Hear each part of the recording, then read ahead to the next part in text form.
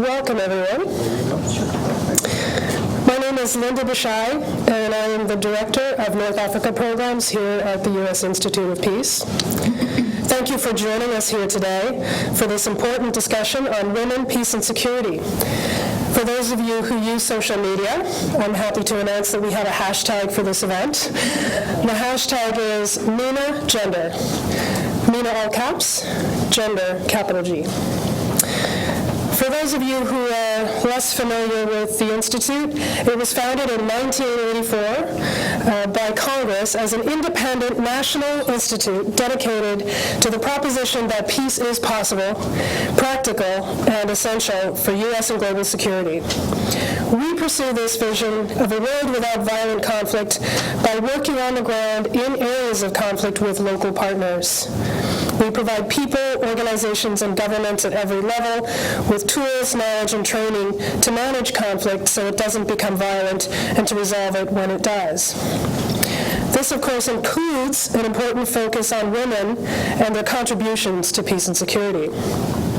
Since its adoption in 2000, the UN Security Council Resolution 1325 on women, peace, and security has inspired more than 50 member states to adopt national action plans to implement provisions. However, for most of the countries in the Middle East and North Africa, insufficient public awareness and political buy-in and a shortage of targeted resources have stalled efforts and continue to hamper implementation even where advocates have succeeded in promoting the adoption of a plan. USIP and the University of Massachusetts Lowell have partnered on a special report looking at UNSCR 1325 and its implementation in the region. You will have seen copies of the report outside, and it's currently also posted online. This research, led by Dr. Paula Raymond, who will speak shortly, conveys a joint effort in contributing to the field of peace building by a more dedicated attention to the women, peace, and security agenda. USIP has a long history of outreach and partnership with universities, including sponsoring research, hosting conferences, providing educational tools for greater understanding of nonviolent means of managing conflict, and for professionalizing the field of peace building. I would like now to recognize Martin Meehan, the president of University of Massachusetts, to thank him and the university for their support with this report. Marty is a former Massachusetts congressman, and he served for 8 years in the House, where he was a friend and supporter of the Institute. And he just got his first tour of the building today, we're pleased to say. So he knows the DC community well, he knows USIP, and we're honored to have him here. I'd like to hand it over to Marty now to say a few words.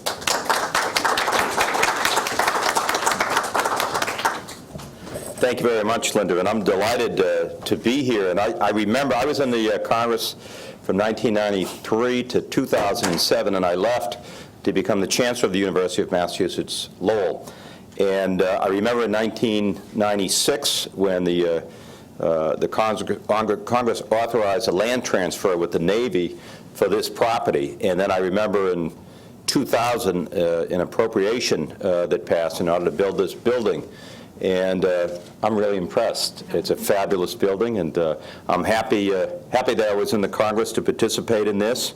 Also happy that I'm no longer in the Congress.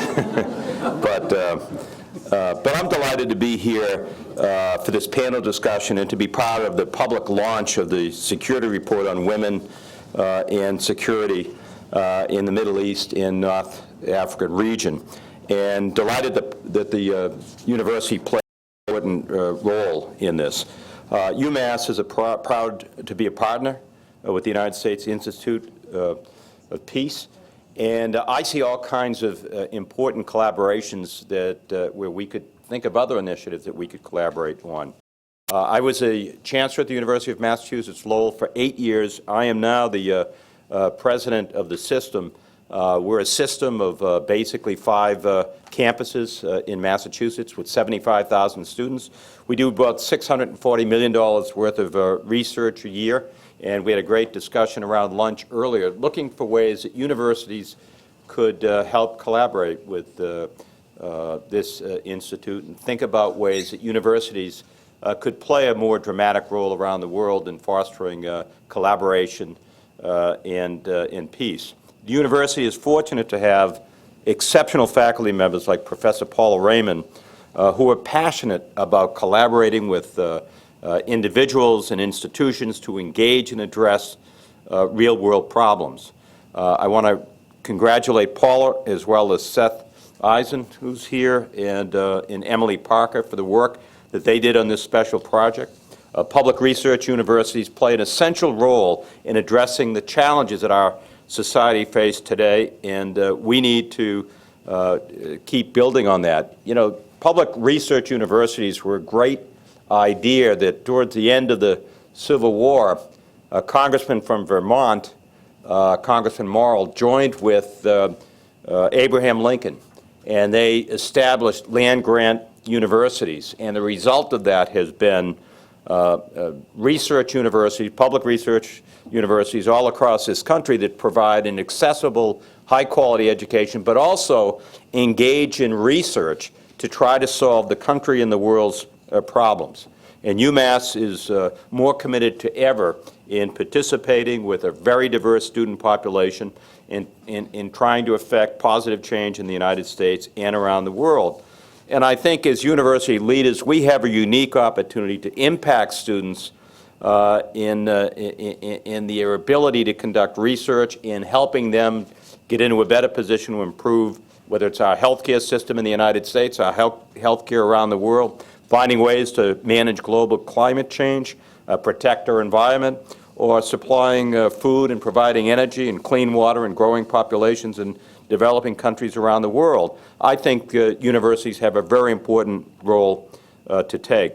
Finally, we want to continue to engage with the United States Institute of Peace and expand the roles that colleges and universities can play. So I look forward to working with the Institute to look at other ways that not only that the University of Massachusetts can collaborate, but other college and university presidents from around the country. It's now my honor to introduce a colleague from UMass Lowell who worked with the United States Institute for Peace and really took the lead on this report. Paula Raymond is an outstanding faculty member who's been deeply involved for over 30 years in Middle East peace efforts, including during her time as the director of the UMass Lowell's Middle East Center for Peace, Development, and Culture.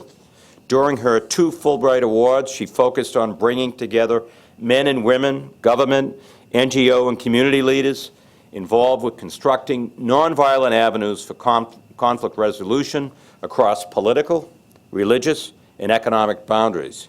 She led the formation of the Peace and Conflict Studies program at the University of Massachusetts Lowell.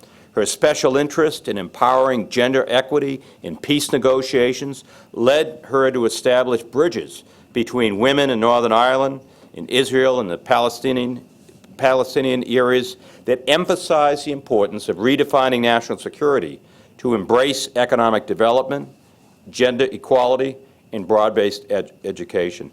One of the things I miss about no longer being the chancellor at UMass Lowell and now being the president of the entire system is an opportunity to work directly with outstanding faculty like Paula Raymond. Ladies and gentlemen, please welcome Professor Paula Raymond.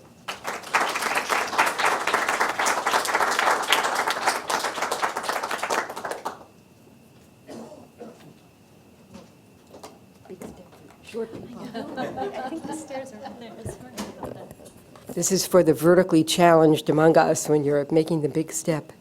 Thank you so much, President Meehan, for those kind and important remarks.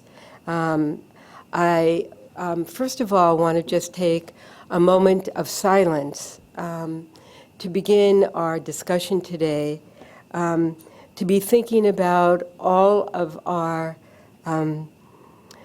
colleagues, people that we interviewed, that Seth and Emily and I interviewed during the course of preparing this report, all the people in the refugee camps, all the people still living in fear and poverty and conflict. And I would like to just take a moment to bring them into the room as a sign of appreciation.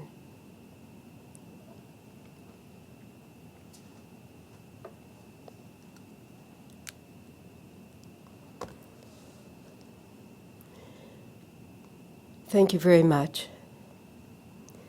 In particular, I do have a few more appreciations. Thank you from the bottom of my heart to Seth Eisen and Emily Parker and Victoria Denoon for the countless hours that they're priceless, that we all put into this report. And together with the most amazing group of people that I've been able to work with here at the United States Institute of Peace, Kathleen and Steve and Raya and Lucy and Manal and Steve Reskin and Jeff, and many others at USIP, without whom truly this was a team effort. I want to thank also Danny for all the event planning and making sure we knew where to be when. And most particularly, my heartfelt thanks for the growing friendship with Linda Bashai and for her persistent perseverance and patience to shepherd this report. We give deep thanks. And as I mentioned, we interviewed 30 individuals, government leaders, men and women leaders from Egypt, Iraq, Israel, Palestine, and Tunisia. And it is really their voices that I just wish to mention in a few minutes today to begin our thinking and our general understanding together. The report itself is available. It's outside the door. We welcome your comments. We urge you to read it. It is food for thought of how we can all move ahead, given our various positions and who we represent in this room. There are 3 primary lessons that are in this report. The first is the importance of transforming our definition of security to include women's rights and economic justice, and understanding that security is more than just fueling countless military cycles, one after the other. We need peace linked with security. Second, that women and men need to be united in the struggle to ensure gender equality in all of the societies in the Middle East and in the MENA region as a whole. It is not a one-handed handshake. Men and women must do this together. And the third major lesson is how all of us that are primarily in the United States, how can we advance preparations for peace rather than continually to sell war as the means for resolving conflict? And given our discussion earlier this afternoon, how especially can we utilize the resources of universities and educational centers and places like USIP to train youth and to prepare them for our future of peace rather than war? As Alvar Myrdal said nearly 100 years ago, the famous Swedish economist, what is the true definition of national security? Alvar said, if you want a secure nation, you need to invest in healthy communities. And if you want healthy, safe communities, you need to invest in healthy families. And if you want healthy families, you need to invest in healthy women. This was a basis for the emergence of UN Resolution 1325 in the year 2000, and we celebrate 16 years since then. It is perhaps one of the most important documents that we have had since the 1948 Declaration of Human Rights. We learned from the men and women that we interviewed that 1325 has given them a common language to talk about injustices and violence in their regions. We learned from them not to think of women as monolithic, nor any of their societies as monolithic. And at the same time, we learned, however, that they face daunting obstacles in creating community capacities to move forward on national action plans that were called for as part of implementation of 1325, and that they are still seeking the national leadership necessary to move that forward. I will not go through all the other quotes and substance of the report that Emily and Seth and Victoria and all of our friends and colleagues here at USIP helped us evolve and gather in the report. I leave that to you to read. But I would like to just end my brief remarks with 4 basic recommendations that are in the report, just to list them very briefly. First,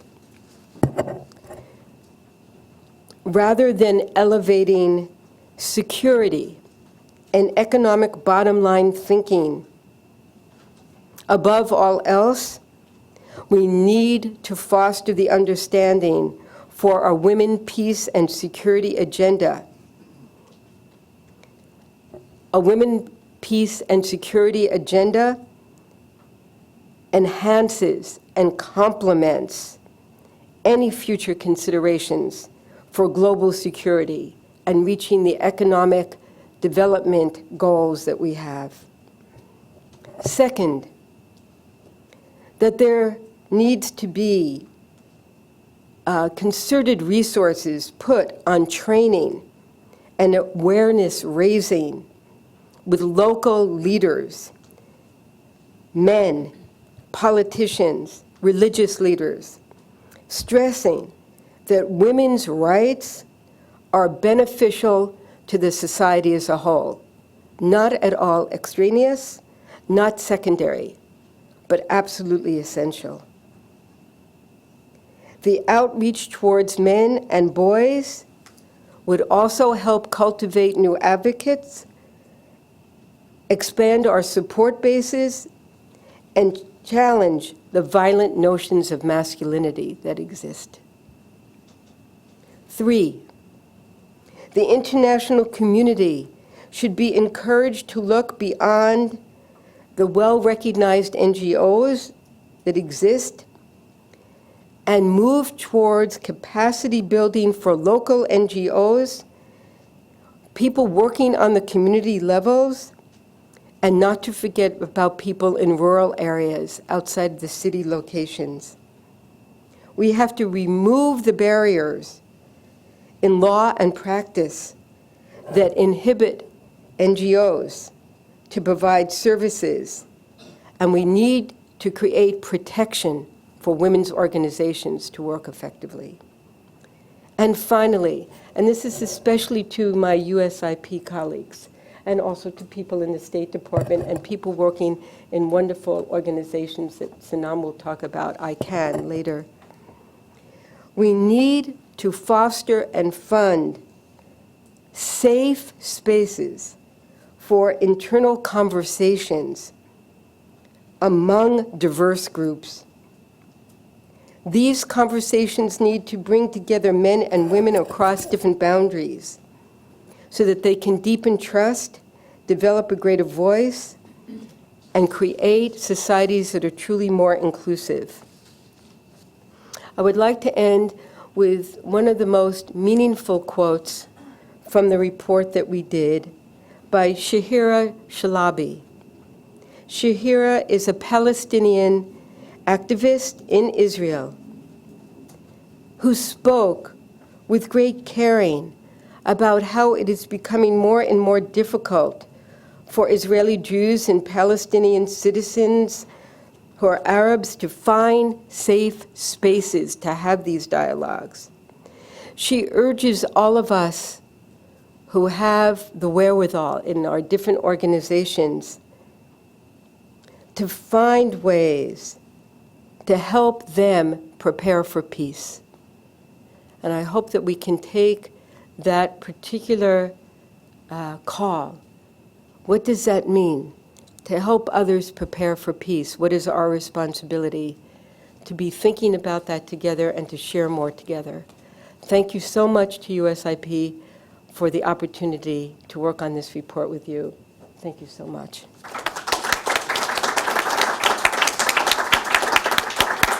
It is with great pleasure that I introduce a new colleague for myself, who I've had the pleasure of getting to know, who is on our advisory group, Kathleen Kunast, who is the Senior Gender Advisor here at USIP.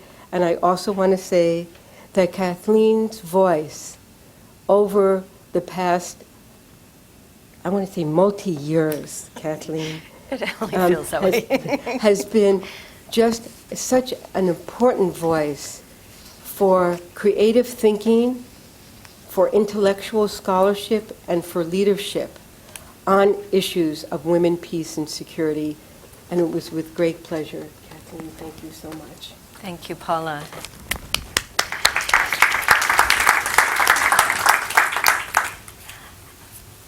I want to, of course, begin the conversation with you all this afternoon by once again congratulating our colleagues at the University of Massachusetts and her team.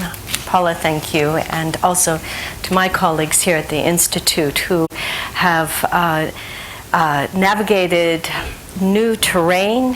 I congratulate all of them as well, because integrating gender into all of our work here at the Institute of Peace is front and center of our efforts to be very intentional in this optic. And I think this particular program today is a great demonstration of bridging the analysis. And when I say gender analysis, I always say gender is not another name for women. It is really about men and women. It is about creating new social contracts, because that is one thing we know about violent extremism and violent conflict, is that all things fall apart, and the social contracts that are built from the old fall away, and in the rebuilding of society, new opportunities exist. And that is really the vision of the UN Security Council Resolution 1325. And I want to really begin, for those of you who may have never heard of that code word. So many of us think of it as inside baseball, but after you leave this afternoon, you will know 1325. You will recognize it. But it really is the founding document of what is called the Women, Peace, and Security Agenda. It is 16 years old, and it has changed the way we think about war and we think about peace.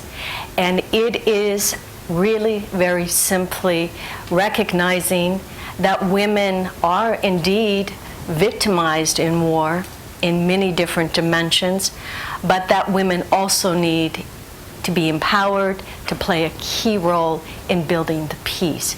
And if those two pillars, there are a lot of others, but we're going to focus on two today, that would be a great way forward.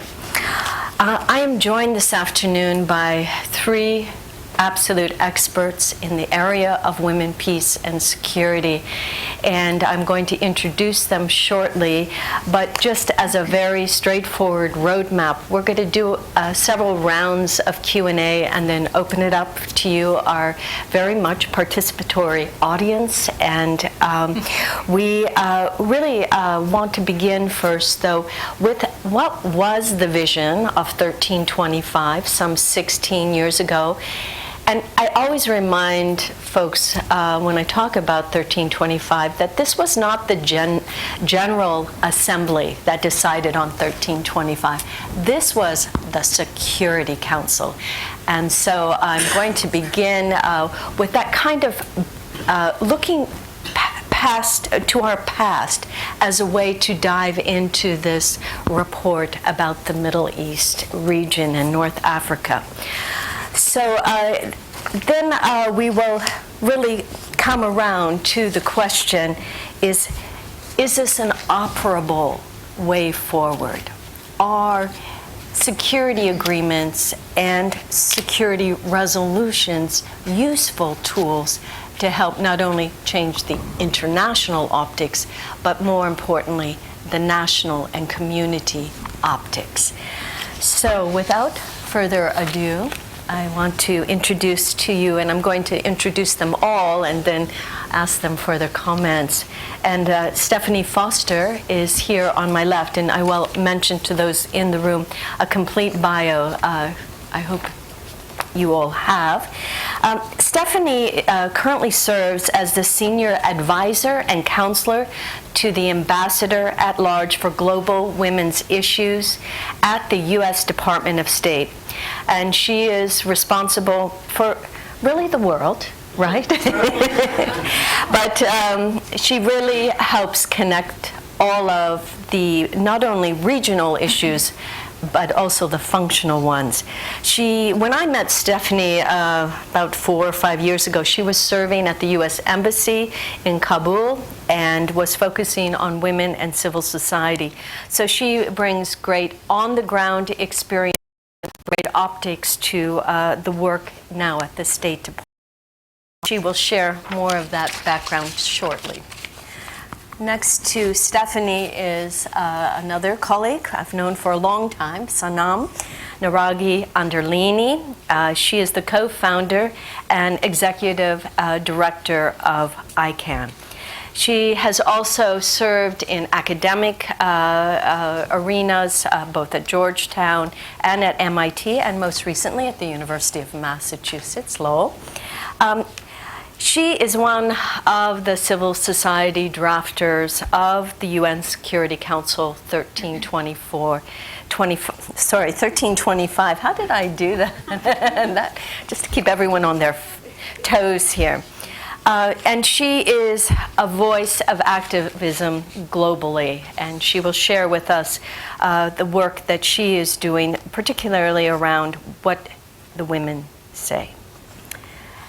And to Sanam's left is my colleague, Ambassador Steve Steiner here at the U.S. Institute of Peace, who really has led our Men, Peace, and Security agenda. It's an agenda that we introduced about 3.5 years ago. And it has gone through interesting times because there was actually quite a bit of pushback when we introduced it, but we were very firmly of the mindset that women can't be another silo in Washington or in New York or anywhere else, that this is a very engaged process and that men too must be a part of changing society, and especially the social contract and gender equality. Steve comes to us with years of experience as a diplomat in the Foreign Service, serving in Moscow, Zagreb, Rome, and other places, and most recently at the State Department in the Office of Global Women's Issues, which I believe you were the first man in that office. I brought another young guy with me. Okay, thank you. Not to be too lonely. So I'm going to stop there because I could take the entire time with these amazing bios, but I really am going to set up the storyboard, and I'm going to ask Sanam, who was on the scene when 1325 was designed, to begin setting the scene. I'm going to turn then to Stephanie and talk about the years after that, and Steve most recently. So Sanam. So, I teach advocacy, so I have to tell you in 3 minutes the history of 20 years of work. So the context is end of the Cold War, We saw civil wars. The UN system is not designed to deal with internal conflicts. We have to respect the sovereignty of states. So if states are actually involved in massacring their own citizens, we have trouble getting in there, and our friends from Syria know that very well. And what we were seeing was that it's ordinary people taking up the role of dealing with peacemaking and dealing with relief and so forth. And in that context, we were seeing women do this work across the world. Colombia, Sierra Leone, Liberia, Uganda, Israel, Palestine, Northern Ireland, Guatemala. In 1998, we had a conference in London that brought 50 women together from across the world to talk about their experiences. And that was really the moment where we said we need to have a global agenda that acknowledges the voices and work of women in conflict areas. And it needs to be in the Security Council because that's the premier international institution that deals with peace and security issues. That was the general thrust. We had a global campaign of going down to the grassroots in war zones, talking to women's organizations that were active in peacemaking to get their issues and distill it and bring it into the Security Council. In 2000, we did research behind this. I interviewed many women who'd been involved in peace negotiations.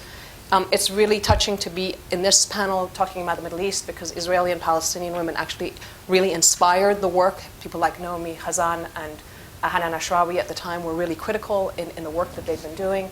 And we brought the Security Council to women's organizations in New York during the time of the Commission on the Status of Women, and they demanded the Security Council resolution.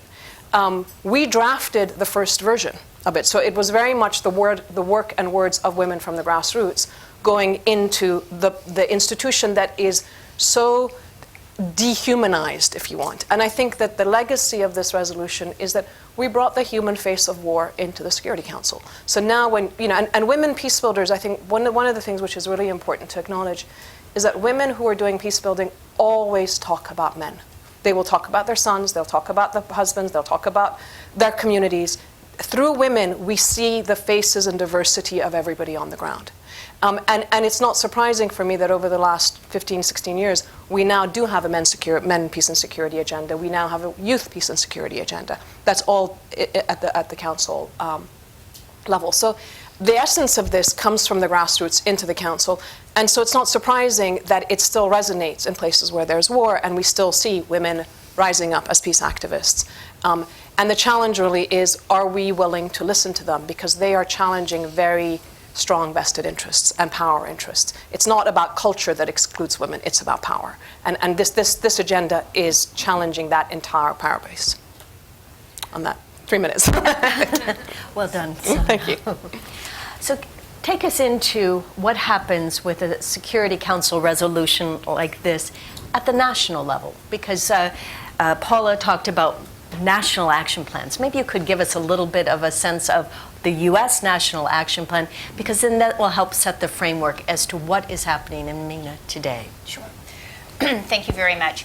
And thank you, of course, for having me here. And it's daunting because there are many experts in this room, and I'm always somewhat daunted by that. But I will say on behalf of the work we do in the United States government, we have a national action plan on women, peace, and security, as do a little less than 50 other countries around the globe. We came to the National Action Plan game a little bit late. Our National Action Plan is now 4 years old. It was established and launched in 2011 by President Obama. We just came off of our 3-year review and are in the midst of drafting the second iteration of our plan, which I'll talk a little bit about later if anyone's interested.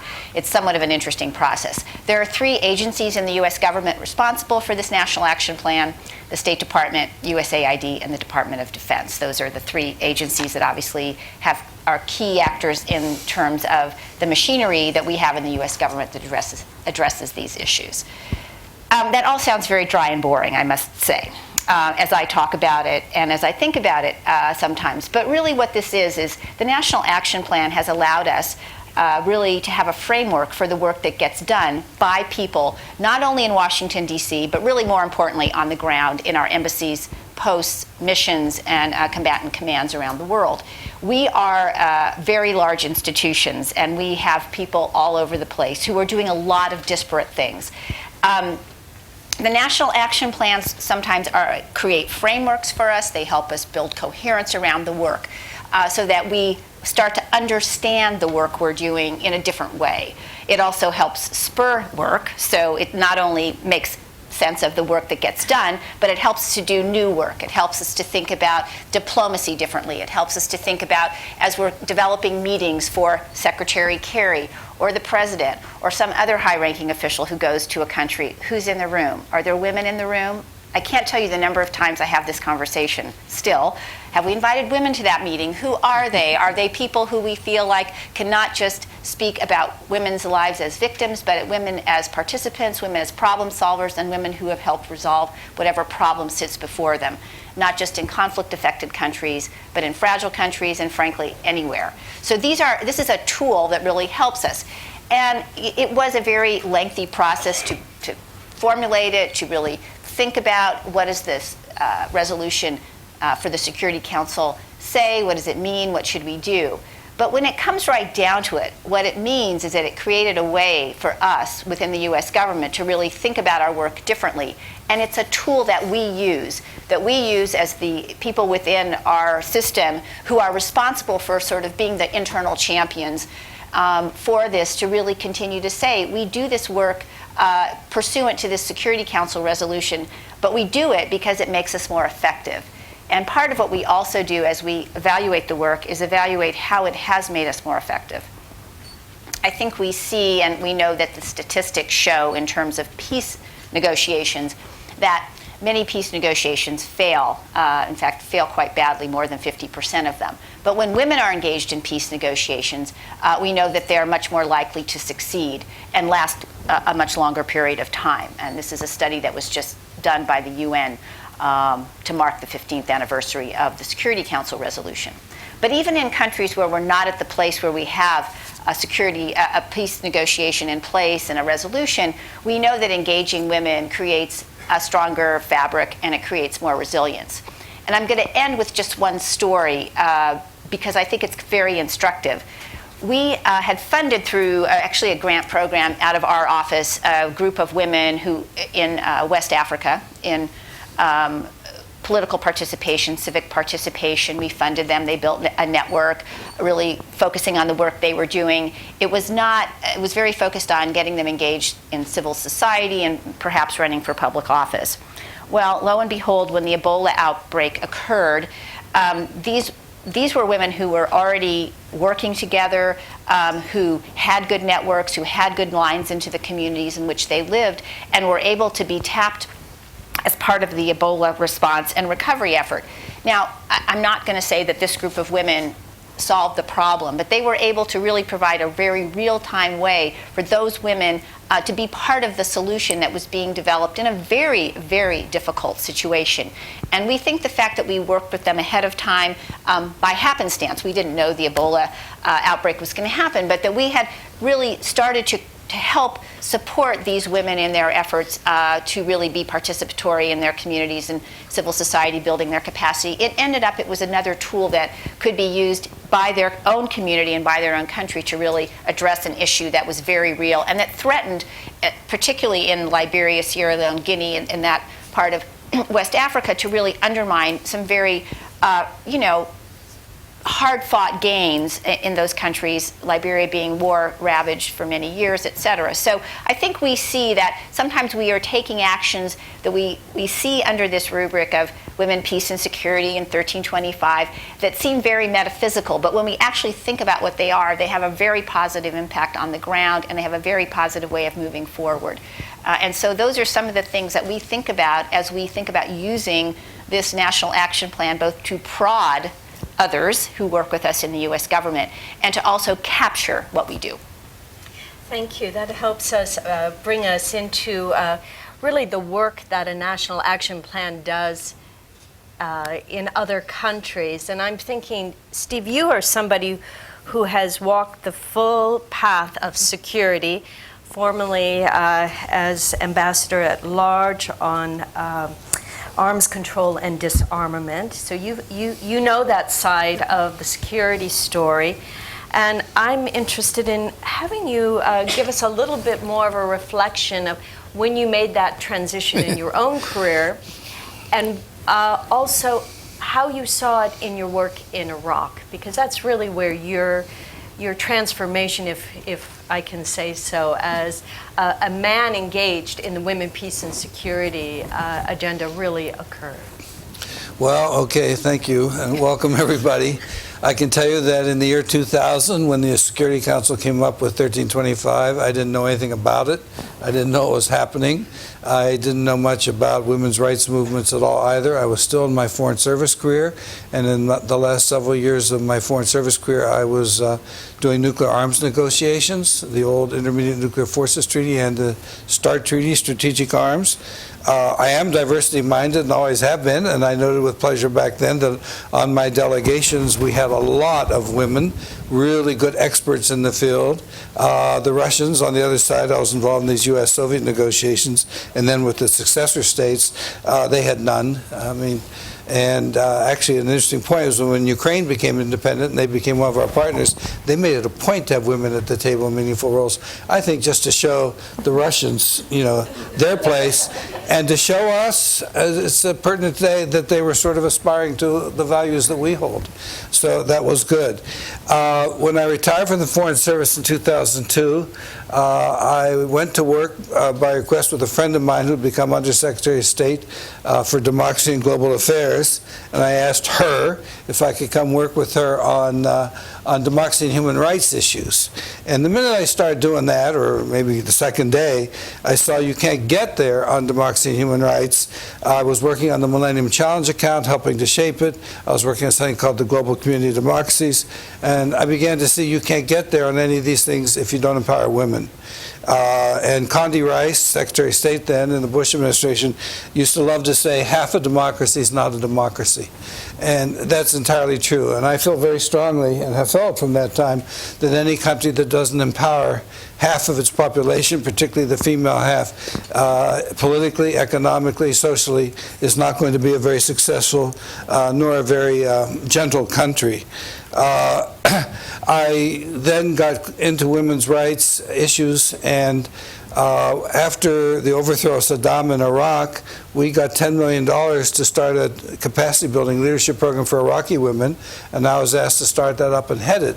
And I did that for 5 years, and by that time I was really hooked, and I was placed in the old International Women's Affairs office at State.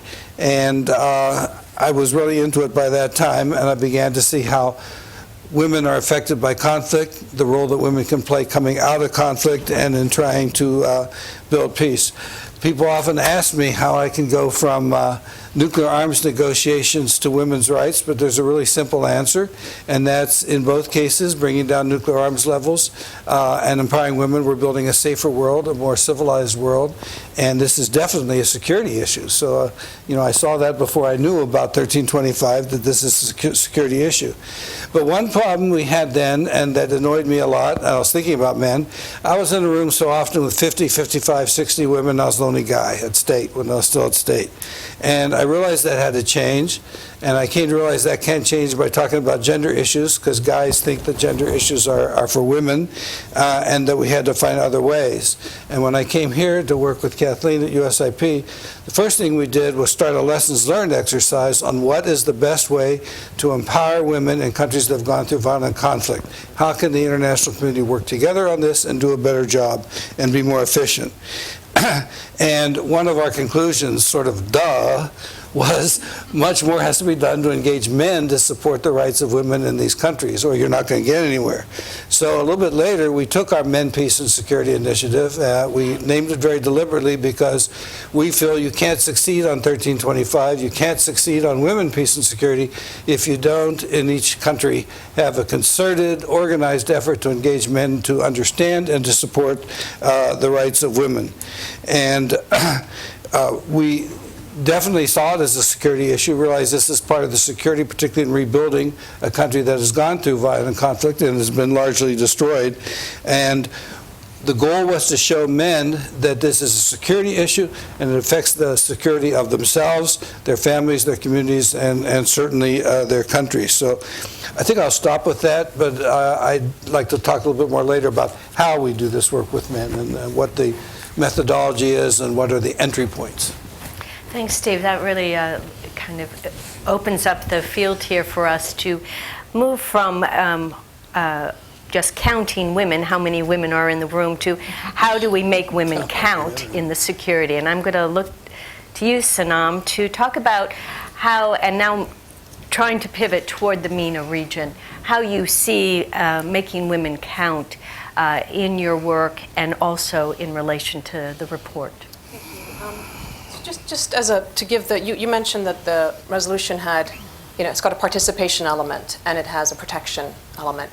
The other two pillars were prevention of war, and the fourth one was peacekeeping.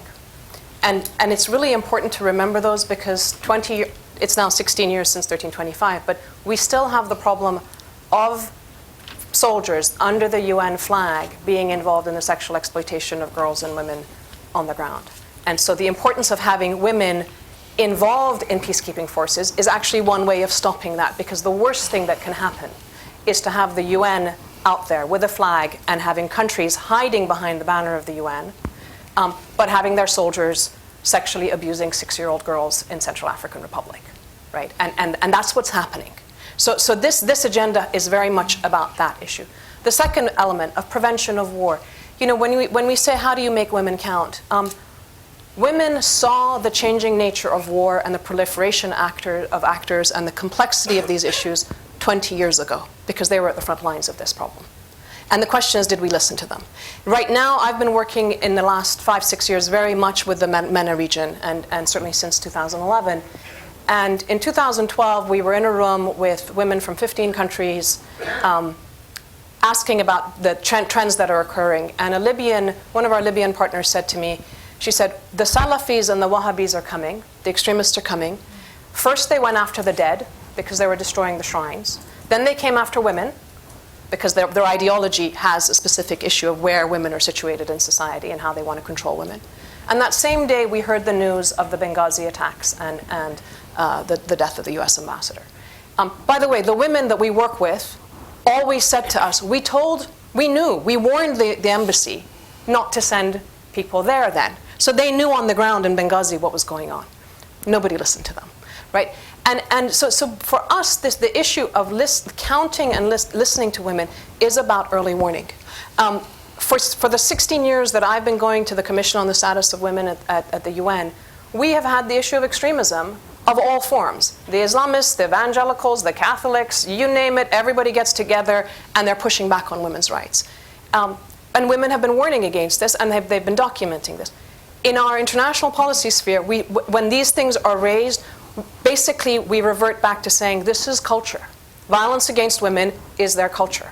Only when it spills over and it's metastasized into terrorism and extremism, and all of a sudden, now we say, oh dear, this is a big global problem.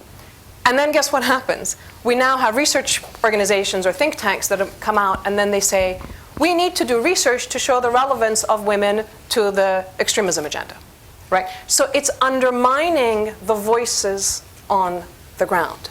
And this is something that is the problem sits with us here. It's not the problem over there. The voices on the ground are there. If you look across the Arab world, Tunisia, Egypt, Palestine, Iraq, Syria, women have been at the forefront of all of the peaceful revolutions in all of these countries.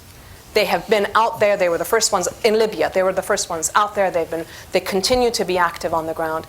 And the challenge, again, from the international side is, are we willing to design peace processes that match the complexity of the conflict? The conflict is not a two-party conflict in Syria. It's multiple actors, right? And what this agenda says is, you need the war actors because we need them to agree to stop fighting. That's absolutely true.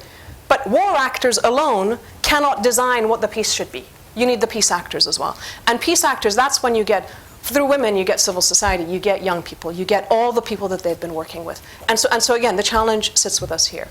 The question of national action plans. National action plans are a great mechanism, as we've just heard, if there is political will to actually integrate them into broader national policies, right? If you have a national action plan on women, peace, and security that's separate from your policing strategy or your military strategy or your economic and health strategy in a country that's coming out of conflict, it's useless. So if you have a national action plan that has no money attached to it or isn't willing to reorder where the resources are, it's kind of useless. But just because there isn't a national action plan doesn't mean that women on the ground aren't organizing and effective. And I think, again, this report really highlights this. In the same way that women were active in peacemaking and peacebuilding before we had 1325, just because you don't have a national action plan doesn't mean that we shouldn't be listening to those voices. And our organization brings those voices out. We have a report, it's called Uncomfortable Truths, Unconventional Wisdoms, because it is about uncomfortable truths to the international community, to the US foreign policy community. And I'll just give you a couple of examples of where we from the US side could be doing more. In Tunisia, the US was involved in training of police in the aftermath of the revolution. Tunisian women were saying, we need our police forces to be retrained to be a service to the community, right? We need community policing. We don't need the police. Under dictatorships, police are a force of oppression for the public, right? So it's not just about adding women into the existing police structure. It's actually about transforming what the role of the police is and how they're meant to uphold the human rights of civilians. We didn't listen to them, and the problem persists. It's the same in Pakistan. It's the same in Iraq, where the police that we've trained have actually been involved in violating women and so forth. So these are missed opportunities of us not listening to them and us not doing our part of the deal. On Israel-Palestine, Einstein said, the definition of insanity is doing the same thing over and over again and thinking you're going to get a different result. We bring the same people, it's literally the same people into the room thinking they're going to make peace. Why don't we have an inclusive peace process and bring the voices of Israeli and Palestinian women into these spaces for them to do it? They did it long ago. In the 1980s, Israeli and Palestinian women were the first ones to actually publicly talk about a two-state solution and all the issues that were there. They've had iterations and iterations of working together, and we from the international side have consistently ignored them. Syria right now, there's an attempt to get Syrian women into the process, but it's not enough. And I just want to end with this. An Egyptian colleague of mine recently, on the 19th of April, there was a demonstration in Tel Aviv, and people were holding out signs saying, "Kill all the Arabs." And I shared this with an Egyptian colleague of mine, saw this, and she said, it seems everybody wants to kill Arabs right now. Our own governments are disappearing us. The Saudis are bombing Yemen. Assad is bombing Syrians. Everybody's selling weapons to kill more Arabs, right? And we've written an article about this, and the ending is basically, if you look across the Arab world and you look at what Arabs themselves, Arab women, Arab youth have been doing, is they have systematically sought to have non-violent transformation from dictatorship to democracy, and the world hasn't helped them. And we had Syrian partners here 4 years ago who told the State Department, why is everybody helping us kill each other? Nobody is helping us talk to each other. And I think this is the essence of this agenda, and I think the report captures that issue very, very well, that we're missing out on recognizing where peace exists and supporting and nurturing that. And just thinking about all the bad stuff as opposed to all the good things that are happening there. And we take the good for granted, and it's going to disappear on us. And collectively, we're going to have a much more difficult arena to deal with globally. So re-situating and looking at peace and looking at the peace actors, and women are critical to that, is really, I think, the message of the report. Thank you. Thank you. I'm going to turn to you, Stephanie, and especially because of your time in Afghanistan, and you saw it up close, the female participation and integration into some of the political processes.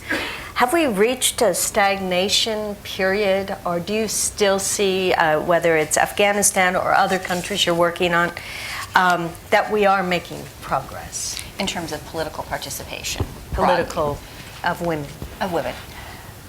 Well, I'd start by saying, and I think this is an interesting question for this discussion, because obviously the discussion around women's engagement in politics spans not just countries that are in conflict, leading up to conflict, post-conflict, but everywhere around the world. And we know that everywhere around the world, this is the issue that is the hardest place for women to make progress. If you look at the 4 big issue areas that we tend to track via a document that I like to use called the Gender Gap Report, put out by the World Economic Forum, the people who bring you Davos. They look at 4 issue areas, and they look at parity between men and women in health, education, economic access, and political participation. Political participation is the place around the world where there's the biggest gap between men and women and the least parity. We have about 20% of parliamentarians around the world are women. And that it's inches up, but of course it's still not that high. In the US, we're about at 20%, and I embarrassingly was, of course, as I travel, people always seem to be having more women in their parliaments than we do in Congress, but that's a good thing, because we like to support that and engage in being congratulatory. But in Afghanistan, it's certainly more than the quota. There's a quota there, and the participation exceeds the quotas. I think here's the hard part about participation broadly, and then I'm going to talk about conflict-affected countries.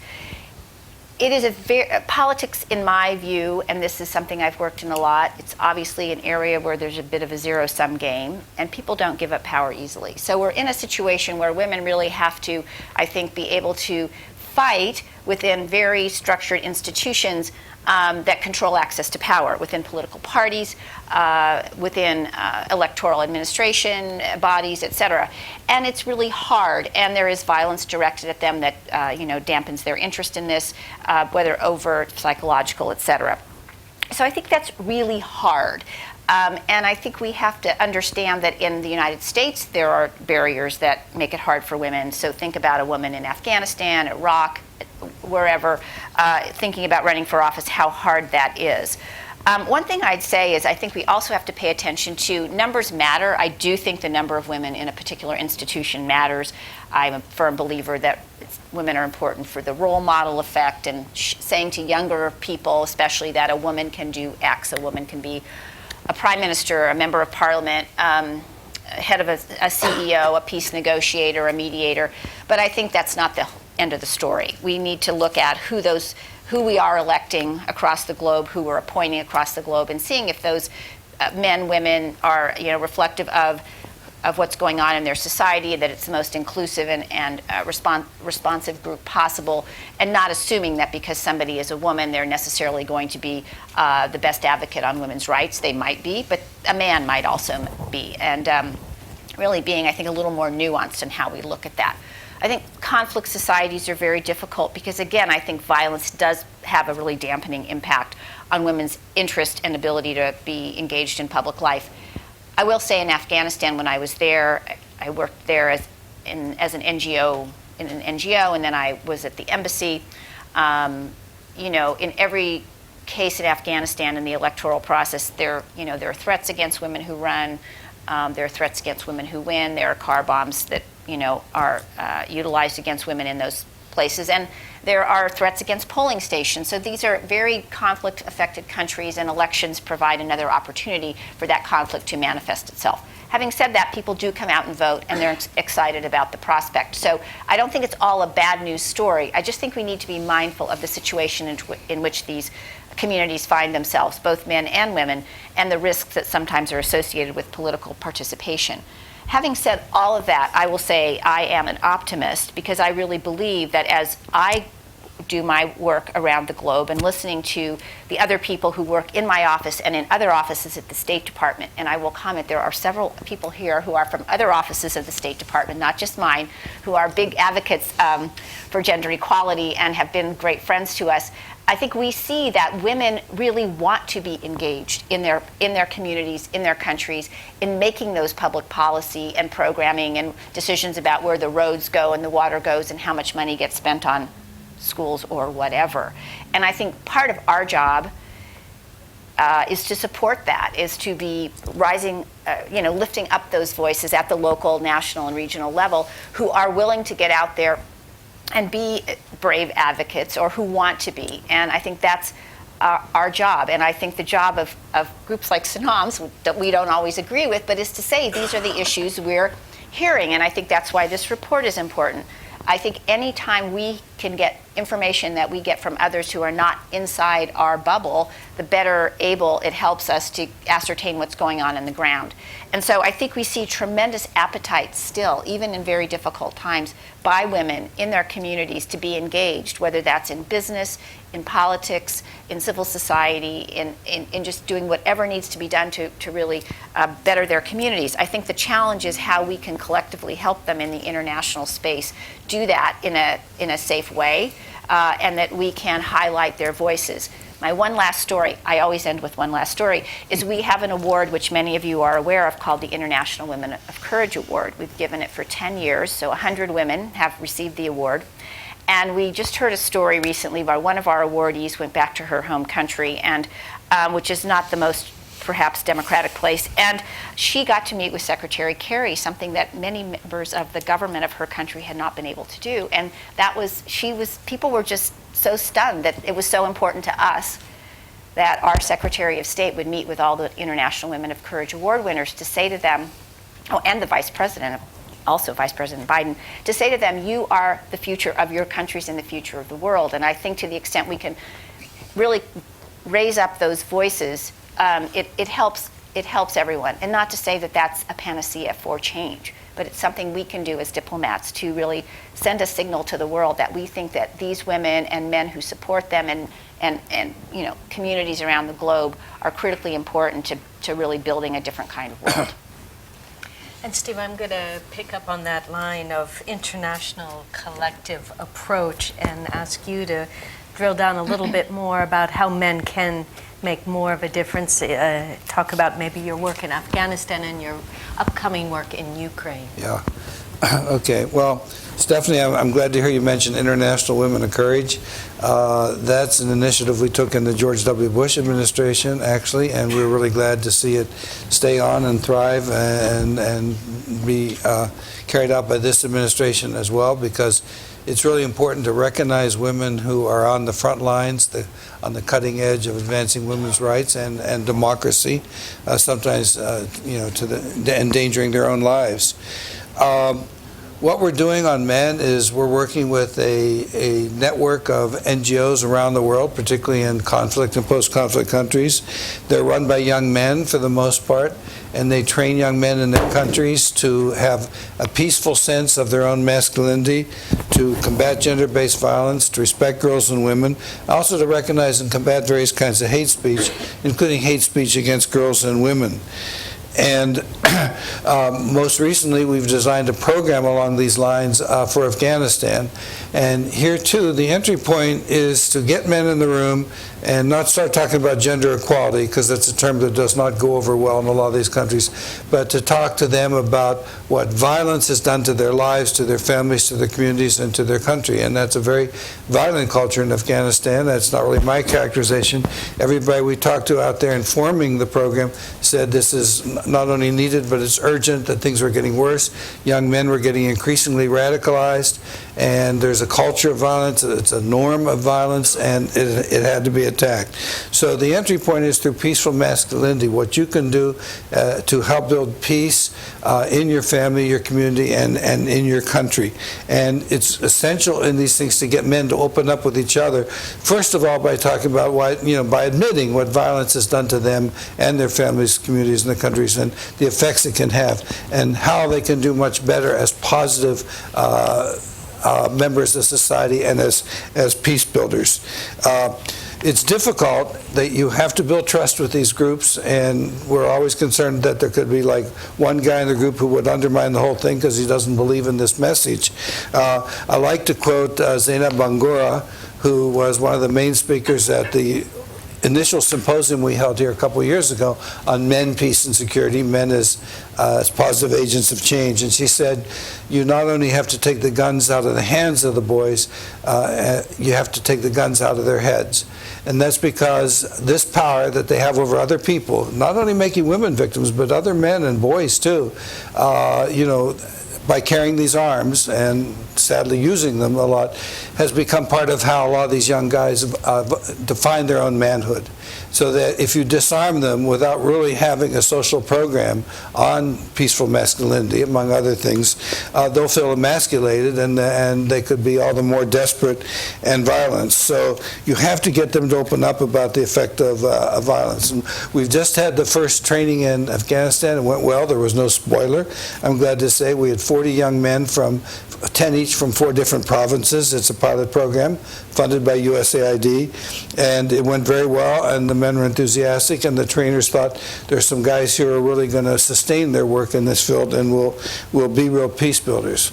We're about to go to Ukraine, where we're going to work with displaced persons. There's 1.7 million displaced persons in Ukraine.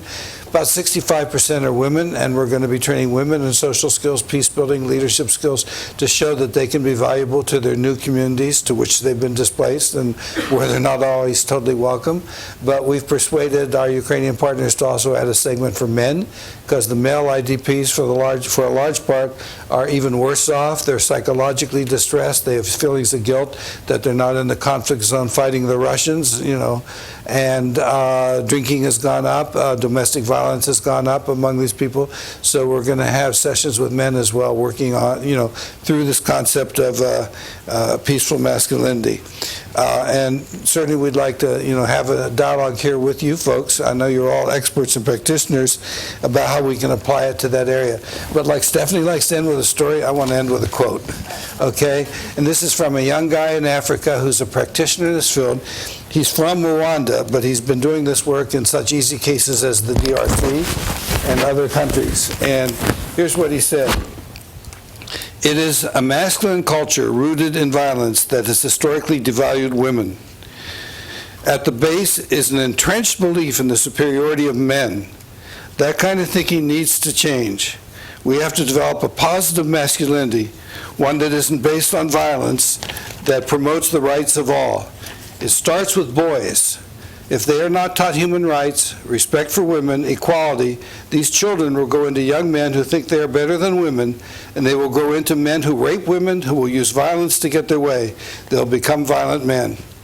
So that's our challenge, and I think failure to do that, failure to get to these young men and to the boys, will really undermine this whole cause. Thank you, Steve. I'm going to ask if you all have any comments to one another before I open it up to our community at large here. Yes. Just, and take this as me being an anthropologist and Iranian, British, Italian, American, whatever, some multicultural soup of everything. I think one of the issues that is really important and for me has been a driving force in this work is approaching others with humility. Because if we go out there and we're constantly saying, we've come to empower you and we have the answers, you create a barrier. And sometimes you need to reflect back. And I'll give you an example. I was in Liberia in 2009 after they'd had 14 years of the most horrendous wars. There was violence in the communities. People were living in packed, really horrendous housing situations and so forth. And we were looking at the question of violence and different forms of violence that were there, as well as the mechanisms for maintaining peace. And one of the issues that was highlighted was that there was 80% unemployment. 80% unemployment. Okay. Now, 80% unemployment, I was still, as a foreigner, able to walk around Monrovia in the slums, go and talk to people and so forth. I came back to Washington and we did an event at the World Bank and we were talking about the violence there and the cultures of violence and so forth. And I just said to my colleagues, can we stop a minute and imagine in Washington, D.C., 50% unemployment in this town or anywhere in the U.S. Would you walk out of your house? Would you dare to walk out of your house? How safe would it be during the day, given the number of guns that float around and so forth? We need to think about these things. We don't have the answers. We need it to be a process of engagement. And I think part of this agenda is actually as I said, to me it's about finding the humanity in the others, finding the good.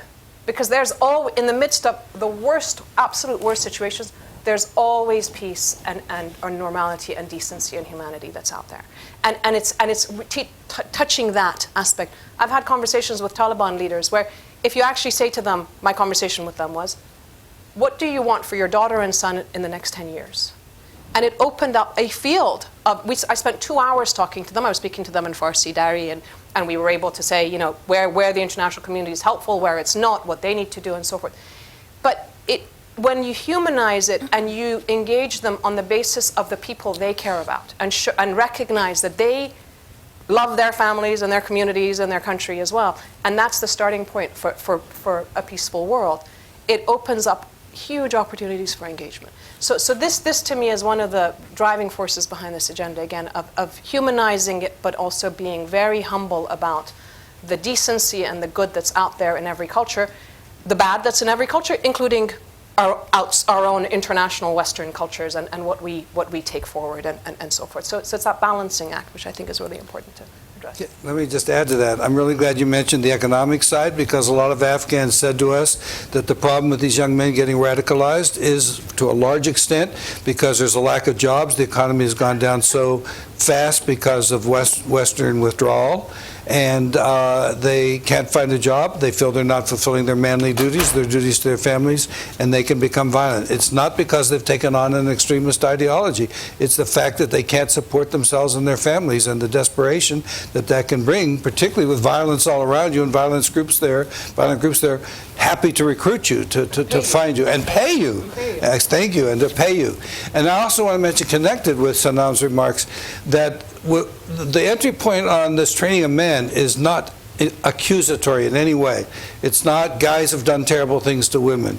It's what a good, peaceful peace builder, positive peace builder you can be in your community, the good that you can do, not the bad that you've done.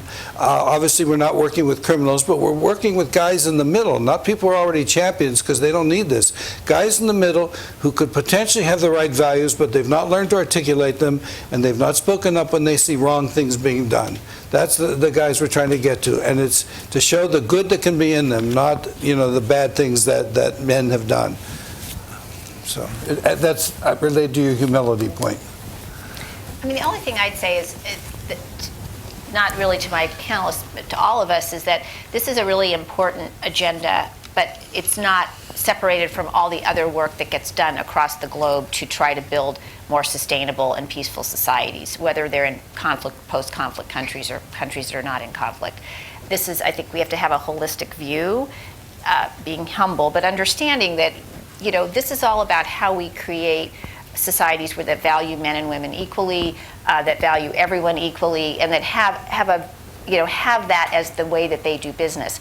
I thought one interesting thing in the report that you all did was one of the countries saying, you know, we don't need a nap because we're not in conflict. Well, I would beg to differ. Perhaps they are, but the point isn't that country was Egypt. But I would say also that this agenda is not just about for countries that are in conflict. This is about how if you're a country that is a donor country, how you engage with the world, and even if you're not, how you think about building a stronger society through gender equality and gender integration that makes it much more likely you will ever be a country in conflict.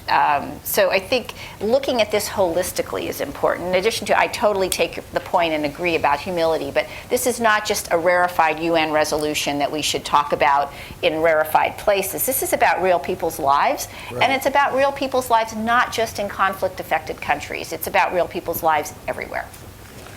So with those great summary remarks, thank you. I am going to do, I guess, the prerogative of the moderator. I want to invite Paula with a chair and a microphone to join us in the Q&A, because I think there's members of the audience who might ask you directly on this new report. So, Bill, would you mind helping us maybe by Steve, and then we'll take that. I'm sorry, Danny, but but I'm hoping we have an extra mic. Yeah. All right. Maybe we'll take that mic with us. All right, and so I do want to open it up and ask Okay, you, I'm going to too take close to about the 3 exit. questions and Move it over, so- ask if you would introduce yourself, stand up, and we'll get everyone's questions in. So I have 1 and 2 and the 3rd question right there, and then I'll do another round. Please. Hi, Molly McCluskey, Middle East Eye. Hello.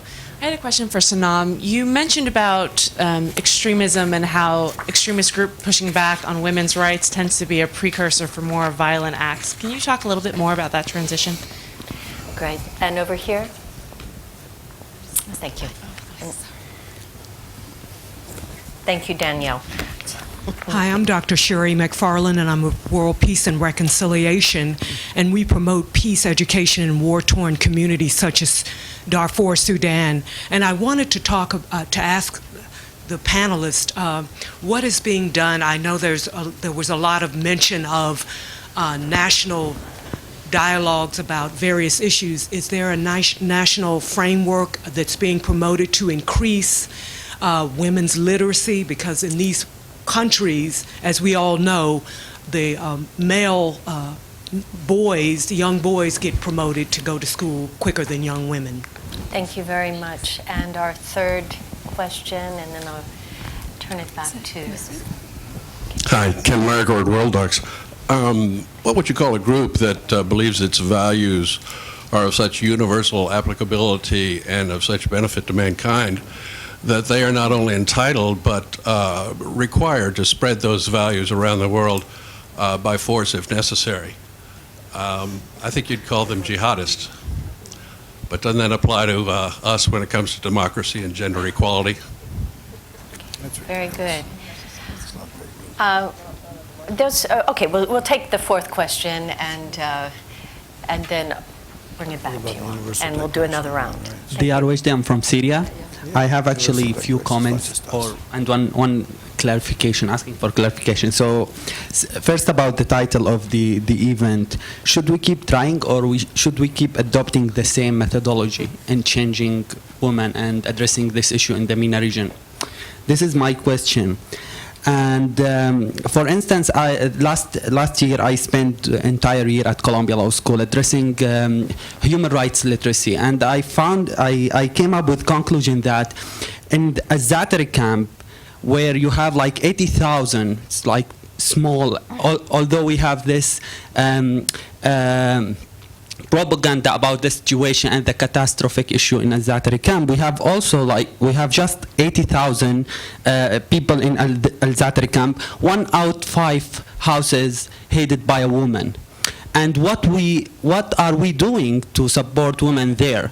So my recommendations were to encourage media to address this issue, because women there are not refugees, are displaced. They don't have legal representation, which means they are subject to exploitation, sexual harassment, and they don't have any kind of right to go and sue anyone.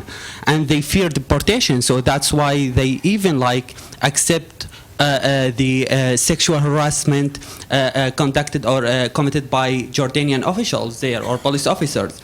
So another point, I would say academic arena and academic collaboration would be the best solution for us to change in MENA region, because people in MENA region remain hesitant to cooperate with NGOs and governments. It's about 40 years of dictatorship in Syria, hearing the same propaganda about conspiracy and security concerns. So what I would argue that why we are not activating the role of academic institutions to help people in MENA. The last comment about engaging women in political process in Syria, and I would share with you what happened after that. The Syrian activists on ground, they just named the advisory council after the special envoy because of the selection process, because we managed to deal with people with fluent English and sophisticated education level who cannot achieve anything actually on ground. When we want to just deal or collaborate with people in exile, we cannot change anything on ground. That's my recommendation. Thank you. Thank you so much. I'm going to turn it over, and I'm going to ask who on the... I just have one quick... Yes, please, and you'll have to use your microphone. Oh, I'm so sorry. I'm just going to just quickly answer, I think it was point number 3, but I might be wrong on the number. It so happened at lunch today, some of us had gotten together, and we very, very much agree with your perspective on the utilization of universities and educational centers to take some leadership role here in creating spaces for internal conversations and dialogue. I think we have a responsibility. I think we have resources. It's something I know from our conversation earlier today that we are thinking of together in terms of getting university presidents together to really make a commitment in this area, perhaps with United States Institute of Peace. So I just want to commend that thought, and that is something I think that we can explore more, and if you have some more thinking of that, we would welcome your sharing. Thank you. Sanam and then Stephanie. On the point about extremism, so if you look at extremist groups that gather on the basis of identity, whether it's religious or ethno-nationalism, what they end up doing is they condone certain, they become very exclusive. So they want me to be Iranian or Muslim, or they don't want the totality of my identity. And I'm just giving myself as an example. And then based on that exclusivity, it's basically we, based under this identity, are better than the others. And so it's condoning discrimination on the basis of that. And if it's religious, then it's tying it to God. It's like God says it's okay, right? So it's a very powerful, potent way of doing it. And it's not just Islamists or it's certainly not just that. You look at what's happening in this country right now with the discourse in our elections and so forth in terms of how we, the demagoguery that's going on. So it's a very powerful thing. And the problem is that when it starts off with being against women, against minorities, against sexual minorities, right? And all of those things from this side of the world, it's their culture. We ignore it, we ignore it, we ignore it. In Pakistan, this problem has been going on for 30 years, where a very diverse society, multiple religions, multiple sects, but overall extremism has gone mainstream, and so Christians, Ahmadis, Shias, etc., are being attacked, and women amongst them, women as well on top of that. So it's really important to look at those early warning indicators on the extremism. On the Syrians, we have something called the Better Peace Tool. And in that, one of the things that we did was through consultations, we said, if you want to have civil society involved in peace processes, what are the criteria of who should get to the table? Because at the moment, the criteria to get to the table is if you have guns, you get invited at some point. But if you're civil society, then they'll say, who are you, what are you, and so forth. And we said, if you think about the criteria in terms of the value base, in terms of their constituency, what they're doing on the ground, what groups they're working with, and their expertise, this is one way of identifying, and it's more important to identify organizations than individuals. And I think those have been the problems with the process at the UN, that they haven't really applied a holistic approach in terms of the criteria. It's a work in progress, so hopefully things will improve. On Zatari and others, I agree with you. We just have not put the resources in terms of addressing the humanitarian and early recovery needs of people on the ground, especially for Syrians that are so educated and so trade-oriented, that with a little bit of resources we could have done a huge amount, and we didn't, and I think we've lost that part of it. And then finally, on the question of whether we're spreading democracy and gender equality, and these are I'm Iranian, and I can tell you that this is not Western. This is our values. My colleagues in Egypt were in the streets of Egypt. Women on the streets of Egypt were being sexually harassed because they want equal rights for themselves. They're not holding banners up saying American values. They're saying universal human rights. So it's there. It's a question of whether we're listening to them. If we are spreading from the U.S. side anything that is ideological, I would say it's extreme capitalism that we've spread, and it's a problem here as it is everywhere else.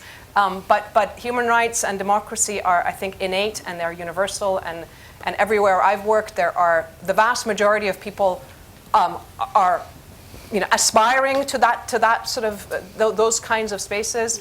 And the problem is that we end up listening to the minority, violent, extreme, and putting our resources to that, and not taking the other side seriously.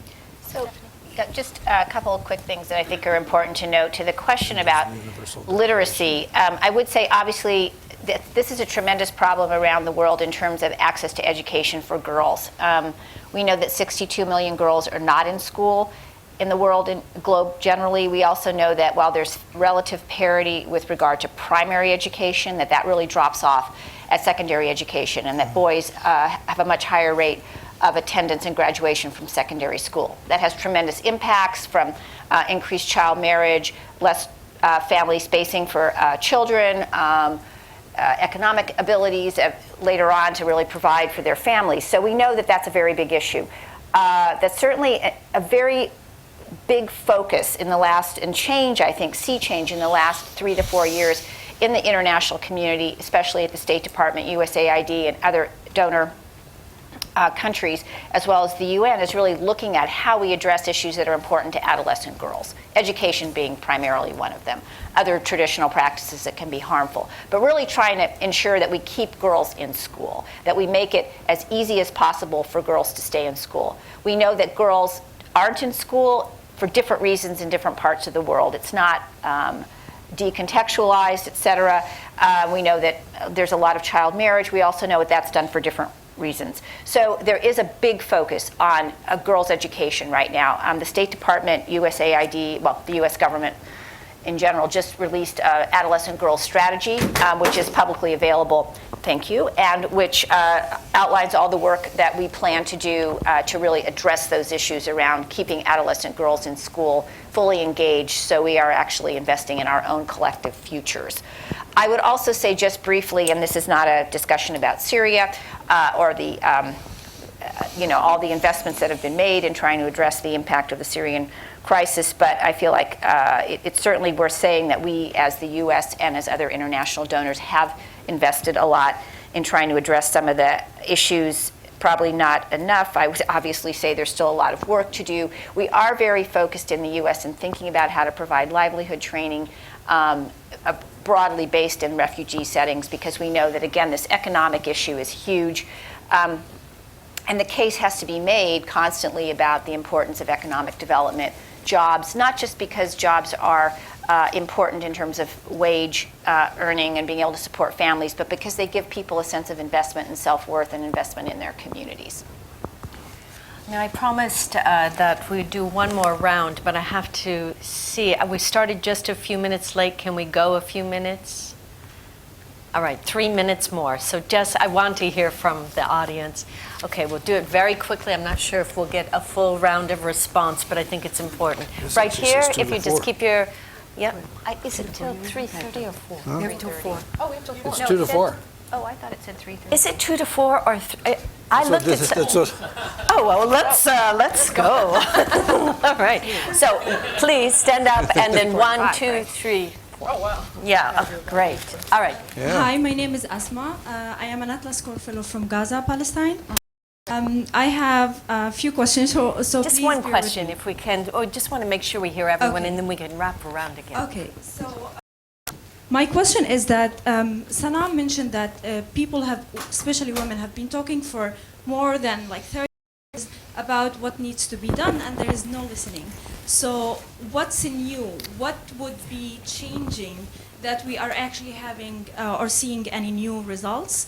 And one of the reasons, she mentioned that power is very important. It's not only the culture, but also power. So what needs to be done to change power here, where decision making is done on a global level, as well as giving space, safe spaces for governments and political and religious leaders also in conflict areas, so that they can give away or give women the chance to step up and make change. And it's just a comment. You said that humility is important. I agree with that, but shouldn't we start from the title of the session and be like showing humility by not putting the title, should we keep trying? It's a collective efforts of people in the conflict as well as people here. Thank you. She's right. 1, 2, 3. We'll just go from this row back. Hello, my name is Alicia Smith, and I'm a first-year master's student in security studies at Georgetown University. And you mentioned how the DoD is involved in the U.S.'s National Action Plan, and I'm curious to what extent are the Ministries of Defense involved in the national action plans of these case studies and other cases of national action plans across the world? Great. Right behind you, just whoever was next. Thank you. Hello, my name is Ibrahim Hamad. I'm from Somalia. I just came back from Somalia as a civil engagement specialist.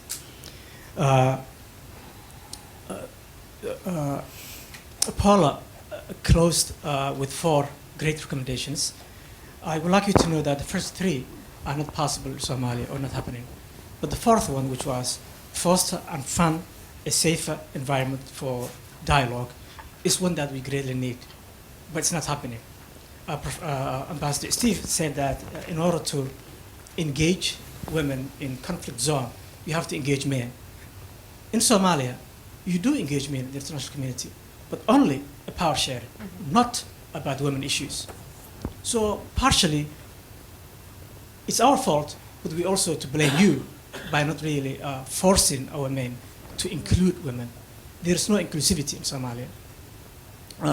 Another thing I want to ask Professor Sunam is that you've mentioned that in Central Republic, the peacekeepers rape women. In Somalia, we have 22 highly mechanized African troops. They regularly rape women and subjugate women or exploit their vulnerability. And whenever there's a complaint, they have to investigate themselves. There's no outside body. And we need help with that as well. I greatly appreciate it for the panel. Thank you. Thank you very much. I have 3 girls. 2 of them are here. I want them to see their world will be better than it has been for their mothers. Thank you very Amen much. to that, inshallah. Thank you for organizing this program today. It's wonderful. I'm speaking for the private sector, Bechtel Engineering, Procurement, and Construction Company. We're here, obviously, support the work that everyone is doing, this report that's come out. For us in Mena, Ambassador David Welch, who heads our region there, we have several of our construction projects. I look after sustainability issues, which looks at climate change, looks at labor, our issues. We work closely with the UN Foundation, State Department, and others. How can we involve the private sector more in the dialogue to drive change? I know Washington is one place where we have many programs and dialogues and stewardship agendas that corporations, wonderful stories that we've worked on. But how do we drive the change, doing more collaborative efforts on the ground? And then also social media. How is that a possibility for change? I know they don't have internet access in a lot of these places, but for various reasons. But certainly on that end and our end in Washington and elsewhere, we can put the pressure on, keep the issues at the forefront. Thanks very much. We'll have 3 more questions.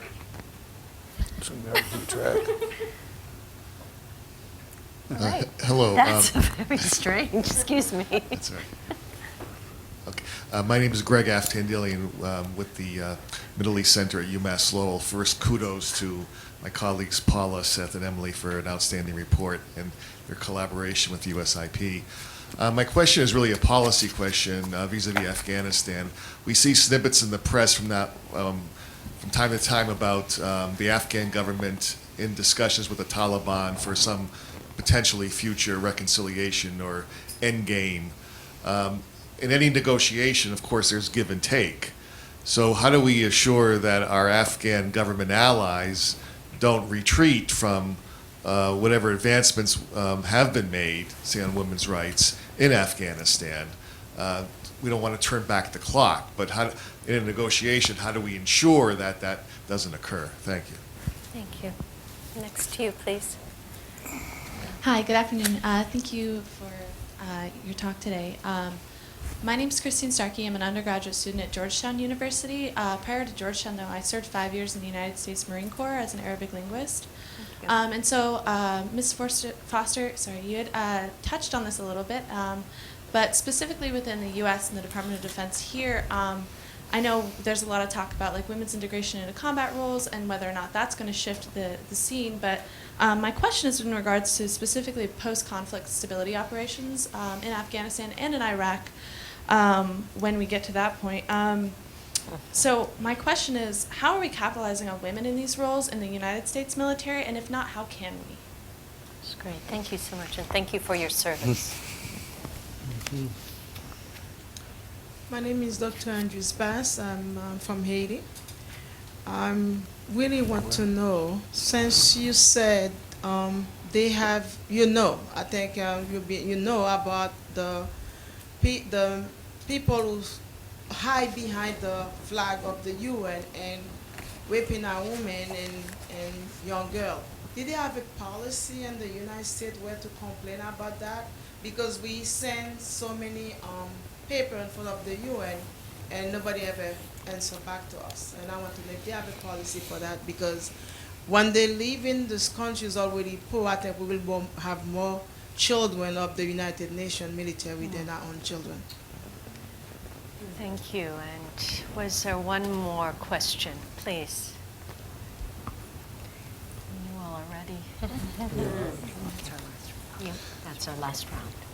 Hi, my name is Hannah. I'm a Georgetown student as well. I just have a comment and a question. My comment is this, that we are still trying to understand how to address these, the process of engagement we are learning from our previous actions. But I have observed one thing, that there is something wrong in the way we approach human rights, in the sense that we are not supposed to see them as ideals, but as the minimum standards that define our common humanity, and that they are applicable and are not in contrast with any culture, social, cultural, and religious norms. Now, when we talk about the Muslim world, 1.6 billion people, for them their religious laws or their personal laws are more important than human rights laws or the human rights framework.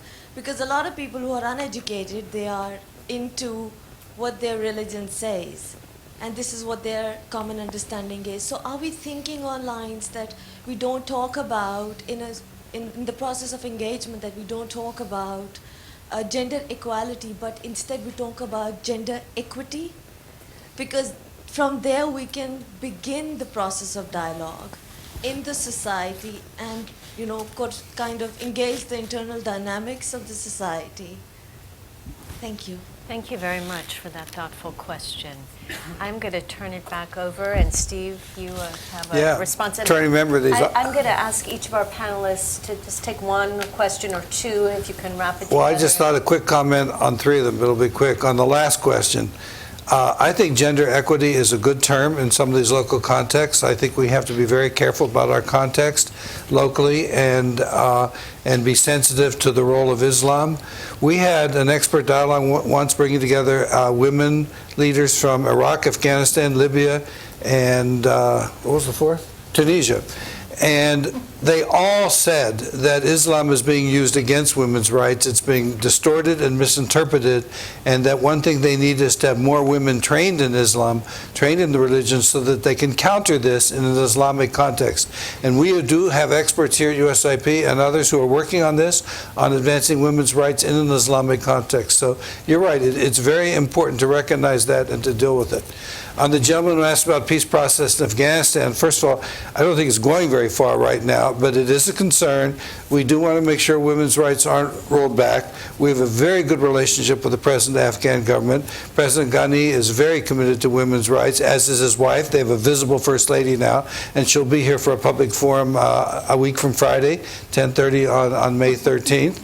So, look, it's been announced publicly, and they have a new peace commission now that has a lot of women, including some prominent women, who will open their mouths and play a role. goal, because I think the former High Peace Commission didn't succeed in that regard. So it's something to watch for, but I think they have some of the right ingredients and right players in place now. And just one comment on the private sector, I think it's extremely important. I know that when I was at the Global Women's Issues Office at State, we had some programs that involved the private sector in these issues, and Stephanie can talk to that. But one thing I can suggest is form a specific group on a specific country or project. We have a U.S.-Afghan Women's Council. It's about 10 years old now. Laura Bush helped to found it. I'm a member, and we bring a lot of good private sector people in who run programs on the ground for women in Afghanistan, and the public sector. Our government's involved, and the NGO sector is very involved. So a public-private partnership is one way to go, I'd say, with a fairly specific goal. In fact, there's a Pakistan Council, U.S.-Pakistan, and their goal is economic empowerment. They focus in just on that one thing. So that's one way to go about these things. Happy to give you information on that if you... Ola, Sanam, Stephanie, I happen to. Okay, Go ahead. I'll wait till Go later. ahead, Steph. You want to go? Go ahead. Okay, a couple questions, very U.S. government specific, that I'll answer. In terms of the sexual exploitation and abuse by peacekeepers, obviously it's a horrific issue. We do not support it, right? We as the U.S. government, do not support it, and we are taking steps through the UN system to advocate for long-term reform of the peacekeeping system, for training and capacity building at the country or level of the troop contributing countries, to make sure that they have adequate training of their peacekeepers and other personnel who go out who understand this is unacceptable behavior. We also are advocating very strongly for accountability, right? Because we can advocate for training, but we need to advocate for accountability processes. And I think there's been some forward movement in terms of the accountability systems getting better, but that does not obviously mean that the problem has been solved. So this is obviously a huge problem globally in different parts of the world. We know that, and we are big advocates within the UN system for reforming the system broadly, accountability, and for ensuring that troop contributing countries are doing the appropriate kind of training with the people that they send out to serve as peacekeepers. Some, by the way, of these peacekeepers are not, they are UN hatted, some are hatted through other regional organizations, so it's a broader problem than UN peacekeepers, but it's sort of a peacekeeper, unfortunately a peacekeeper problem, and we know it's a problem, and we are advocating strongly to make sure that we can reform the system to address these questions. Secondly, in terms of the question about your question about taking advantage of the resources in country around women in the military, right, who've served. And I've met a lot of women when I served in Afghanistan who did what you did, so thank you again to your colleagues who helped me many times. I think, we are, DOD, the Department of Defense here, has responsibility for how the U.S. National Action Plan is implemented, and part of it is to think about how we both increase the number of women who serve and how we use those talents. So I'm not trying to punt that, but just to say, obviously, this is primarily a DOD function. But I would say from working in this area, we obviously know there's a tremendous amount of talent, and women have played critical roles in the military, in conflicts and not in non-conflict situations as well. And we understand we need to take advantage of that talent and continue to use that talent to move forward. And then lastly, there was another DOD-related question, and I don't know the answer, maybe Paula does, whether or not the ministries of defense in these various countries are engaged in their national action plan implementation. I don't know the answer. I will say, interestingly, we're working on a project in South America right now where a lot of countries are coming together to work on drafting national action plans, countries that don't have them. And it's actually being driven by a country's Ministry of Defense. I mean, they also are engaging their other ministries, but the prime mover in that particular situation to really try to make South America, Western hemispheres, a regional leader in this arena is coming from a Ministry of Defense perspective. We also know that in places like Australia and other places, there have been incredible leadership by departments of defense or ministries of defense around the world to integrate women fully into their militaries and also into the manner in which militaries think about the way in which they engage in their work. very quickly, on the peacekeepers question, if we had more women peacekeepers, chances of SEA going down would be significant, because in general, women don't sexually abuse little kids. So that issue of having more women in peacekeeping forces is really, really critical. On the question of religion and Islam and so forth, I would caution hugely, because when people talk about they want an Islamic state or they want a religious state, if you unpack it and you ask them what it is that they want, they say we don't want corruption, we want justice. It's all universal values that they want. And so we should not be interpreting for them and so forth. And if you go back to the tenets of Islam, it says God breathed life into man and women at the same time. Equality is at the base of it. So who are we to translate and take on the interpretations of the most extreme regressive Islamic sects that have been out there in the world? So that's a second thing. On the question of listening and so forth, this is the work that I'm doing right now. We've created this Women's Alliance for Security Leadership. On the one hand, we're trying to provide safe spaces for women to learn from each other on the ground and give them access to resources and technical assistance and so forth. And on the other hand, we're trying to have a vertical connection up to the policy level so that we can amplify what they are saying. And we would welcome the support, and it's very much a collaboration that's in place. We would welcome private sector support, because peace is really good for business. Okay, you guys are going to make a lot more money than we are if that's a peaceful world out there. So it's really important for the private sector to put its mouth where its money is, actually, and to be part of the collaboration. Similarly, social media issues. Somalia, I worked in Somalia. I was there, I heard about the UNISOM things, I reported it back to the UN when I was working at the UN. The really dangerous part right now is that when the international community doesn't respond, Al-Shabaab is taking those examples and saying, look at what the infidels are doing, and they use it as a recruitment tool. So this is a wake-up call. We have to be dealing with this problem in a much more serious way. And then related to the question of Afghanistan, Somalia, and elsewhere, and the question of power, to me, what we need to do from the international community side is stop framing everything as power sharing and talk to them about responsibility sharing. So if you want to be Minister of Finance and Health in Syria or President of Puntland in Somalia, good luck to you. It's your responsibility to provide water and healthcare and education and so forth. It's the other flip side of power.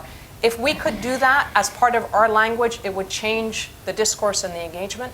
And the second part of this, I think, is that very often we start from, okay, what's the problem? Let's try and end it here. Instead of actually saying to people, where do you want to be? Every time I've tested this out and said to Somali elders, Afghans, Burmese generals, what do you want for your children? It opens up enormous space for us to talk as human beings. And it's almost like saying, well, let's have a vision and a blueprint of what kind of society we want, and then from where we are, work towards that. Right? It provides a lot more creativity and a space for inclusivity. It's not what mediators do. It's not how diplomacy is done, but I think that it would be extraordinarily powerful to do that. And then finally, just one thought. Civil society is the engine of social change in any society. NGOs, media, journalism, and everywhere we're looking right now, NGO activists, journalists, and university professors, et cetera, are the ones who are being shut down by regressive state forces, our allies, and they're using the countering violent extremism agenda to shut down moderate spaces. If we don't have moderate space for dissent, all you get is radicalization. So putting resources into this community, into the NGOs, and so whether it's national, international, or local, is absolutely critical for sustaining peace, because they're also the most creative voices. We wouldn't have 1325 if it hadn't been for civil society. Governments would not have done it on their own. So I just want to put a plea out there, and happy to talk about it later. Paula, I'm going to turn it over to you to wrap this up, and last comments on. You'll have to use your wonderful microphone. All your wonderful questions, of which, of course, we don't have all the answers up here. So, but we are sharing this dialogue together. In terms of Israel and Gaza and the ongoing Palestinian-Israeli, I want to say that this beautiful scarf I'm making was given to me by the women in Beit Yala, and it was coming together for a 2-day conference of bringing together Jewish, Christian, and Muslim women to talk about exactly what Sanam just said, and it was identifying common spaces and common visions. And the first just little project we did was nonverbal, because not everybody spoke everybody's language equally, which is another huge issue that we face. We did an art project together. We created bowls. We made clay bowls. And everybody had to put into the bowl one thing that gave them hope, just to put in the bowl. And then everybody went around and each spoke of what gave them hope. And what do you think happened in that shared common space? There was so much convergence of what people's sense was of what gave them hope, and exactly what we would imagine for many of us in this room. It had to do with some safety for their children, and not to live out of fear and violence, and et cetera, et cetera. And there was an awareness there that then grew that despite very grave difficulties of differences and differentiation in power and where people were coming from, that there was also some commonalities. And this group has continued to go on. So I just want to say I think it's hard in very difficult times to be optimistic, as Gramsci would say, but never, never to lose the hopefulness. And I think this is something that a lot of us agree upon in this panel. This also goes to the remarks about Somalia. Is, again, I think one of the most important things that groups like USIP, the State Department, all the civil groups that Sanam talks about, is to create these safe spaces.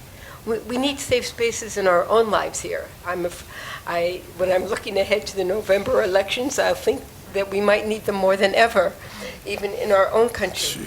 But I think that something that you mentioned is how to engineer this together. You know, I think of Bechtel. You know, one of the things you can think about is how can Bechtel invest in creating safe spaces? You're geniuses at building and doing a kind of building invention, really to think about this. The construction of spaces to prepare people for peace. What would this look like? This is a very imaginative project. It will take a lot of resources. You can put your name on it. We'd be very happy. But I want to say this is something I think that is a common thing when we look at conflicted areas. So what I just want to end with is that we created between Emily and Seth and Victoria and I, as we were writing this, a conviction to try to really listen, as Sanam has said, and others, really everybody here I know believes this, is to really listen to the people on the ground and to try to best represent some of the things. If you look at the recommendations, this comes from them. This is not something that we invented and sat there in the ivory tower and did. So how to construct this together is something I welcome all of you to share together, and thank you so much, and look forward to future conversation. Thank you very much, and I hope you'll join me in thanking the panelists, Paula, Linda, our team here today, and really thinking about today as a safe space in which we have honestly exchanged ideas, views, differences, and building a more hopeful space moving forward. Thank you for your time today. Safe travels home.